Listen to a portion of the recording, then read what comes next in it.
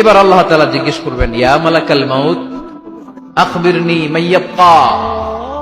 হে মালাকুল মাউত, আর কে বাকি আছে বলো।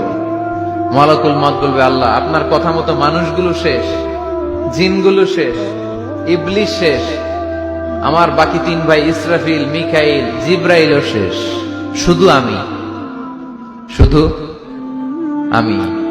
আল্লাহ বলবেন, কেউ নাই? মালাকুল মাউত বলবে, না আল্লাহ কেউ নাই। এবার আল্লাহ তাআলা বলবেন, মালাকুল মাউত তুমি তো সবাই রে মারছো, এবার তুমি মরো,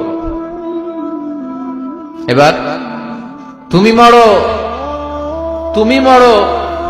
শোনার সাথে সাথে মালাকুল মাউতের কাঁপুনি ছুটে যাবে, খিঁচুনি এসে যাবে ভয়ে। আল্লাহ বলবেন, কাঁপুনি দিয়ে তো লাভ নাই, কারণ কুল্লু নাফসিন যায়িকাতুল। রব্বুল আলামিন বলবেন, মালাকুল মাউত কেঁদো না, এটাই দুনিয়ার বিধান, আমি আল্লাহর দেয়া বিধান, এটাই জন্মালেই মরতে হয়। যাও, জান্নাত জাহান্নামের মাঝখানে একটা জায়গা আছে, জায়গাটার নাম হলো আরাফ। এই আরাফের মধ্যখানে যে দাঁড়াও, ওখানে যে মালাকুল মাউত কাঁপতে থাকবে। মালাকুল মাউত বলবে, আল্লাহ সৃষ্টির শুরুতে যদি জানতাম, সৃষ্টির শুরুতে যদি জানতাম সবাইকে মৃত্যুদান করার পরে, রূহ কবজ করার পরে আমাকেও মরতে হবে, তাহলে এই কঠিন দায়িত্বের ব্যাপারে আপনার কাছে ক্ষমা চাইতাম।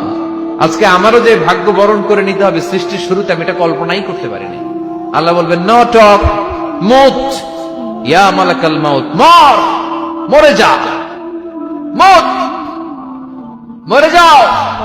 বলার সাথে সাথে মালাকুল মাউত এক বিকট চিৎকার হাঁকিয়ে মরে যাবে। মালাকুল মাউতের চিৎকারটা সেদিন এত ভয়ঙ্কর হবে, বিষ্ণু ইসলাম বলেন, ওই চিৎকারের আওয়াজ যদি পৃথিবীর মানুষেরা কান দিয়ে শুনতে পেত, তাহলে কিয়ামত সংঘটিত হওয়ার জন্য আলাদা করে ইসরাফিলের সিঙ্গার প্রয়োজন হতো না। ওই চিৎকারের আওয়াজে প্রতিটা মানুষ কানের পর্দা ফেটে ওই জায়গায় লাশ হয়ে পড়ে যেত।